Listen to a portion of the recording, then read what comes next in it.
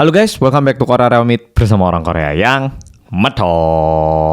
Buat people yang udah sering nonton Detektif Reomit mungkin udah tahu kasus pembunuhan itu memang motifnya itu bervariasi. Bisa jadi balas dendam, kadang target acak, karena diputusin, ya pokoknya banyak lah. Tapi kejadian yang bakal tak ceritakan hari ini, wah dibalik motif pembunuhannya, agak maaf buat people yang lagi makan, kesannya itu kayak kita buang air besar lalu tiba-tiba disuruh keluar dari WC, kayak ada yang janggal gitu. Maaf lah agak corok, tapi langsung kita mulai. Oke, kejadian yang mau aku ceritakan ini terjadi di kota Ulsan pada tahun 2005. Jadi udah hampir 20 tahun yang lalu. Lebih tepatnya pada tanggal 3 Juni tahun 2005. Tokoh yang bakal aku bicarakan hari ini bernama Na Gi-bong. Marganya namanya Gi-bong. Jadi mulai saat ini bakal tak sebut sebagai Pak Gi-bong. Dan waktu itu Pak Gi-bong ini berusia 45 tahun. Dan kebetulan pada hari itu Pak Gi-bong itu melakukan perjalanan bisnis dari daerah Gyeonggi-do ke kota Ulsan. Gyeonggi-do itu kayak Bodetabek, sekitarnya Jakarta, sedangkan Ulsan itu agak jauh, lebih dekat sama Busan. Sebenarnya pekerjaannya Pak Gi-bong di Ulsan itu udah selesai sebelum tanggal 3 Juni. Jadi perjalanan bisnisnya itu sebenarnya udah selesai, tapi Pak Gi-bong ini punya satu teman, inisialnya Y, namanya itu nggak diekspos, jadi aku nggak tahu nama aslinya, Pak Y.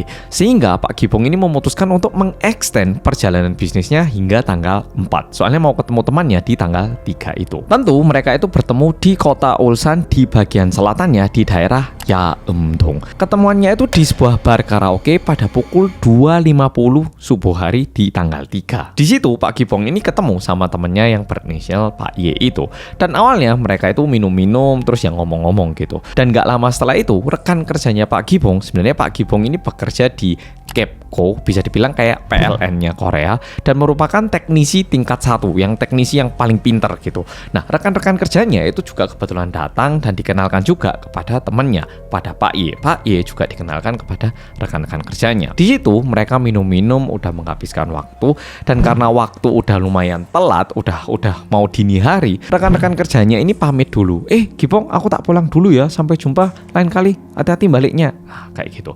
Rekan kerjanya pulang, sehingga di tempat itu cuma tersisa Pak Gi-bong sama Pak Y alias temannya itu berdua. Setelah ngomong-ngomong dan juga minum-minum di situ, temannya itu bilang gini ke Pak Gi-bong, kita udah lama nggak ketemu loh. Mumpung ketemu, yuk pindah ke bar lainnya sini. Yang situ lebih privat, di situ ada kamarnya gitu. Ayo pindah situ ayo. Yuk bareng-bareng. Nah, akhirnya mereka itu pindah dari bar karaoke yang satu ke bar karaoke yang lain yang lebih privat. Sesampainya di situ, temennya ini tiba-tiba manggil seorang perempuan yang bisa dibilang kayak staffnya juga di tempat karaoke itu. Ceweknya ini juga nggak diekspos namanya sehingga disebut Ibu A. Jadi Pak Y ini manggil Ibu A masuk ke kamar itu. Jadi Ibu A sama Pak Y ini dari sudut pandangnya Pak Gi-bong itu udah terlihat mereka itu ada hubungan asmaranya sedikit. Jadi bukan kayak saling suka, tapi kayak sentuhannya itu sedikit melebihi dari hubungan teman. Kayak misalnya kita tos, salaman gini kan normal, tapi kayak di pundak terus toro, ya pokoknya gitu itulah, pokoknya gitu itu. Jadi dilihat aja Pak Gi-bong itu tahu kalau mereka berdua ini hubungannya itu agak di atas hubungan teman. Nah, di situ mereka minum-minum dan lanjut ngomong-ngomong. Tapi Pak Y itu agak mabuk sehingga ketiduran di kamar itu. Dan saat Pak Y ini mabuk dan ketiduran, Pak Gi-bong sama Ibu A ini dia itu ngomong-ngomong. Ya bukan ngomong-ngomong suatu hal yang spesial, dia sebatas kayak, oh ya kerja di mana gini, oh ya kenal Pak Y dari mana gitu itu. Tapi ini terus berlanjut sampai Pak Y itu terbangun dari tidurnya. Sebenarnya pembicaraannya itu berlanjut sekitar 30 menit karena Pak Y itu tidur sekitar 30 menit. Nah, waktu Pak Y terbangun, dia kan bangunnya agak kayak setengah-setengah gini ya tuh. Dan yang dia lihat, Pak Gi-bong sama Ibu A ini ngomongnya itu kesannya kayak deket banget gitu. Kayak terkesan mereka ini ngomong 30 menit tapi udah kayak deket banget gitu. Sehingga Pak Gi-bong yang sebenarnya agak suka sama Ibu A ini merasakan rasa jealous. Jadi mungkin dari sudut pandangnya Pak Y itu, dia mikirnya kayak gini, oh aku mabuk ketiduran, mereka berdua ini ternyata menggunakan kesempatan ini untuk mendekatkan hubungan mereka. Ini kurang ajar ini. Nah, Pak Y nggak terima. Sehingga seketika dia bangun, dia itu langsung marah ke temennya, ke Pak Gi-bong. Kamu ini mentang-mentang aku tidur, langsung aja cewekku kamu deketin, kamu rayu, kamu ajain ngomong-ngomong, ha? Boleh tak gitu? Nah, Pak Y itu tiba-tiba langsung marah kayak gitu. Pak Gibong yang mendengarkan itu tentunya menjelaskan, enggak, aku lo nggak ada apa-apa. Kebetulan aku sama Ibu A ini sama-sama easy going. Kita itu yang ngomong-ngomong nyambung. Dan kita itu nggak ngomong yang aneh-aneh. Sebatas yang ngomong, masa kamu tidur kita juga tidur? Ya toh. Sehingga Pak Gibong juga membela diri. Lebih tepatnya yang menjelaskan situasi kepada Pak Y ini. Pak Y yang udah mabuk mendengarkan penjelasan itu, dia itu tetap merasa kayak dibohongi. Sehingga dia itu langsung keluar dari kamar itu, nyari pisau dan kembali lagi ke ruangan itu dan langsung menusukkan pisaunya ini ke perutnya Pak Gibong. Padahal temannya sendiri ditusukkan Mak Jelep. Dan tentunya ini membuat Ibu A sangat kaget dan beberapa menit itu berlalu gitu aja. Sehingga Pak Gibong yang terus-menerus berdarah akhirnya meninggal di tempat itu diakibatkan kekurangan darah. Pak Y kondisinya udah sangat marah, dia kayak gini. Ibu A yang sangat kaget, dia itu langsung mulai mukulin Pak Y. Mukulnya itu bukan kayak ditempeling, tapi kayak bangun, kamu ini gila tak? Kayak gitu. Nah, setelah disadarkan, dia itu bilang, kamu tahu nggak apa yang kamu lakukan? Pak Y tiba-tiba noleh ke Ibu A terus bilang kayak gini, jangan coba-coba untuk melaporkan ini ke polisi ataupun bilang ke teman kamu. Paham kamu? Malah bilang kayak gitu. Alias Pak Y itu pingin menutupi kejadian pembunuhan ini dan dijadikan rahasia antara Pak Y dengan Ibu A. Dan setelah itu Pak Y itu bilang ke Ibu A, sekarang kamu coba cari mobil yang bisa kita pinjam. Oke, coba cari. Ibu A langsung mulai menghubungi teman-temannya dan kebetulan ada satu mobil yang bisa dipinjam. Tipe mobilnya adalah mobil Mazda yang Bongo. Kayak gini, modelnya kayak Microlet ya. Setelah mendapatkan mobil yang bisa dipinjam, Pak Y sama Ibu A langsung memindahkan jenazahnya Pak Gibong ke dalam mobil itu dan mereka mengangkut badannya Pak Gibong ini ke kota Gyeongju. Jadi Ulsan itu di sini, Busan itu agak bawahnya, sedangkan Gyeongju itu di atasnya. Jadi Gyeongju sama Ulsan itu bisa dibilang mereka itu nempel dan jaraknya itu nggak terlalu jauh, kayak 35 kilometeran. Sesampainya di Gyeongju, mereka itu pergi ke gunung yang jarang orang dan di situ mereka kubur badannya Pak Gibong ini. Tapi nggak cuma dikubur biasa, tapi mereka bungkus dulu pakai tikar lalu diikat menggunakan kabel listrik. Jadi badannya ini dikubur dalam kondisi dibungkus dengan tikar di sebuah gunung yang jarang orang. Seperti yang udah aku sampaikan tadi, kejadian ini terjadi di subuh hari tanggal 3 dan setelah mereka kuburkan, mereka ini balik lagi ke kota Ulsan dan di situ Pak Y itu bilang ke Ibu A, oke, apa yang udah kita lakukan hari ini itu rahasia aku sama kamu. Jangan pernah kamu sampaikan kepada siapapun sampai kamu ke neraka. Bilang kayak gitu. Jadi bisa dibilang ini rahasia, jangan sampai mati. Kayak gitu. Sedikit tambahan, kalau dipikir berarti Pak Y ini nyetir mobil dalam kondisi mabuk yo. Ngawur, ini kriminal tambahan sebenarnya. Dan pada tanggal 5 Juni tahun 2005, masuklah laporan ke kantor polisi, alias 2 hari setelah kejadian itu. Jadi Pak Gibong ini udah menikah dan juga udah punya anak. Dan seperti yang udah aku sampaikan di awal video tadi, Pak Gibong itu sebenarnya harusnya itu pulang ke rumahnya tanggal 4. Tapi tanggal 4 nggak pulang, tanggal 5 juga nggak pulang, udah gitu nggak bisa dihubungi.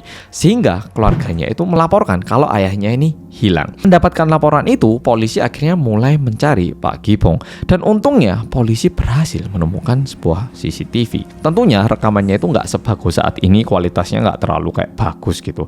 Tapi melalui CCTV itu, polisi jadi tahu kalau Pak Gibong itu sempat masuk ke salah satu bar karaoke.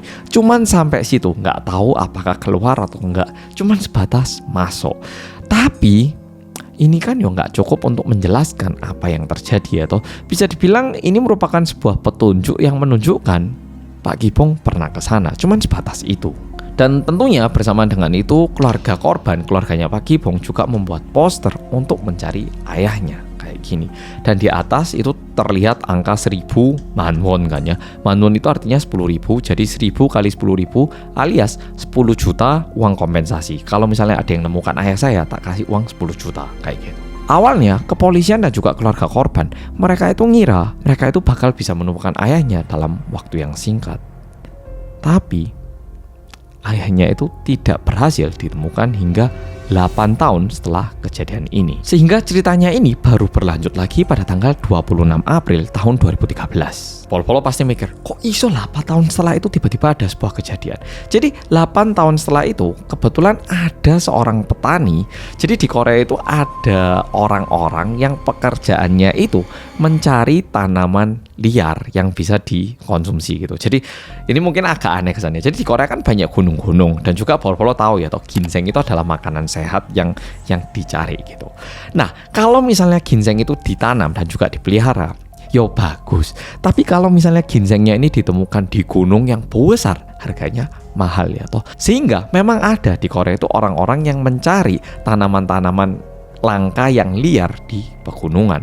Dan pada tanggal 26 April tahun 2013 ini ada seorang petani yang kebetulan pergi ke gunung tempat Pak Gibong dibuang.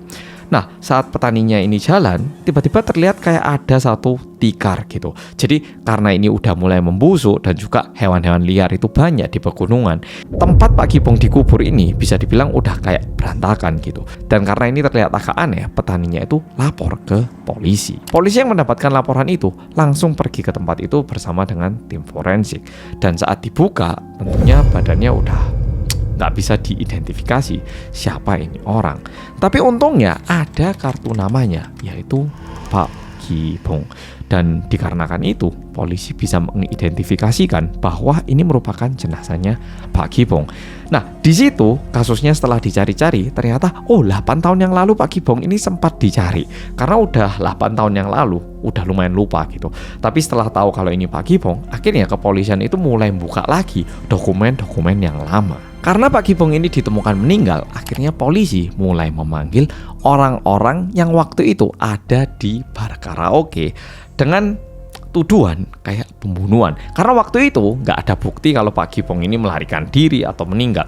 Tapi sekarang udah ditemukan dalam kondisi meninggal, dan saat diperiksa oleh tim forensik juga menemukan bukti bahwa Pak Gibong ini meninggal diakibatkan tusukan pisau. Sehingga akhirnya polisi mulai memanggil lagi orang-orang yang bersangkutan dengan Pak Gibong ataupun orang-orang yang sempat ketemu dengan Pak Gibong di hari itu. Salah satunya adalah Ibu A. Waktu itu alias 8 tahun yang lalu, waktu Ibu A ini dipanggil, polisi nggak berhasil mendapatkan sebuah informasi yang penting. Apalagi waktu itu dia lagi tutup mulut. Tapi sekarang udah ada bukti, sehingga Ibu A itu nggak bisa menyembunyikan lagi. Sehingga Ibu A itu membuka mulut. Tapi ini yang lebih mengejutkan, dengarkan oke. Ini mulai lebih mengejutkan lagi dari sini. Ibu A mengakui bahwa ini merupakan tindakan yang dilakukan oleh Bapak Y. Tapi Pak Y ini sekarang udah tidak ada lagi. Bukan udah meninggal. Jadi Pak Y ini sebenarnya merupakan Joseonjok. Di Korea kita bilangnya Joseonjok, merupakan orang Korea, darah Korea yang tumbuh besar di Tiongkok dan berwarga negara Tiongkok. Nah, Pak Y ini waktu tinggal di Korea, dia itu tinggal secara ilegal, jadi nggak punya izin resmi gitu. Dan waktu pacaran sama Ibu A, mereka itu sayang suka, lebih tepatnya kayak selingkuhan gitu, kayak simpanan sesama gitu. Tapi di tahun 2009, hubungan antara Ibu A sama Pak Y ini menjadi kurang baik, sehingga Ibu A itu melaporkan Pak Y ke kepolisian dengan alasan, ini loh ada orang tinggal ilegal di Korea. Sehingga di tahun 2009 Pak Y itu udah dideportase dari Korea, alias pelakunya itu dipulangkan ke negaranya tanpa mendapatkan hukuman yang pantas. Tentunya kepolisian Korea juga meminta tolong ke kepolisian yang ada di Tiongkok dan juga Interpol, tapi kejadiannya udah 8 tahun yang lalu dan juga gimana nyarinya karena cuman ada kesaksian dari satu orang. Kepolisian juga kesusahan untuk mencari Pak Y ini. Dan setelah semua ini terungkap, keluarga korban dan juga rekan-rekan kerjanya Pak Gibong yang kerja di PLN datang ke kepolisian untuk meminta kasusnya itu diperiksa baik-baik agar tidak ada yang kayak tersisa gitu. Tapi seperti yang udah aku sampaikan tadi, pelakunya udah pulang ke negaranya dan kepolisian ya nggak bisa apa-apa. Dan mungkin di sini mungkin ada pol-pol yang mikir, terus Ibu A dihukum apa? Ibu A juga dibebaskan karena tuntutan yang diberikan kepada Ibu A pun tuntutan yang diberikan kepada Ibu A pun itu nggak ada bukti yang mendukung. Kayak Ibu A bilangnya saya cuman ada di tempat itu, saya saksi gitu, sehingga Ibu A pun tidak mendapatkan hukuman, sedangkan pelakunya mungkin hidup bebas di negaranya. Sehingga Kejadiannya kayak gitu. Makanya tadi di awal video aku bilang ini kesannya kayak buang air besar terus mandek di tengah gitu. Karena kayak sekarang kita udah tahu faktanya dan juga kenyataannya, tapi nggak ada yang bisa kita perbuat. Nah, kejadiannya itu kayak gini. Oke, Polo-Polo, video kali ini sampai di sini. Dan sebenarnya waktu aku membaca kejadian ini, yang aku rasakan kayak ini. Pak Y yang bisa dibilang selingkuh dengan Ibu A ini, karena dirinya selingkuh, dia itu juga melihat semua orang itu sebagai orang-orang yang berpotensi untuk menyelingkuhi pasangannya juga. Sehingga pikirannya itu ya cuman bisa negatif kayak gitu. Ya mungkin Polo-Polo bisa ngerasakan teman-teman yang pikirannya negatif bisa jadi mungkin karena dirinya itu juga negatif. Jadi kalau kita misalnya juga positif, mungkin kita melihat apapun juga ikutan positif ya loh. Yo Pak Y ini dia sendiri yang pikirannya pesimis dan juga jelek kayak gitu, ngira temennya juga pikirannya itu bakal busuk kayak dirinya dan mengakibatkan korban yang tidak seharusnya menjadi korban. Oke, Polo-Polo, video kali ini sampai di sini. Makasih udah nonton dan sampai jumpa di video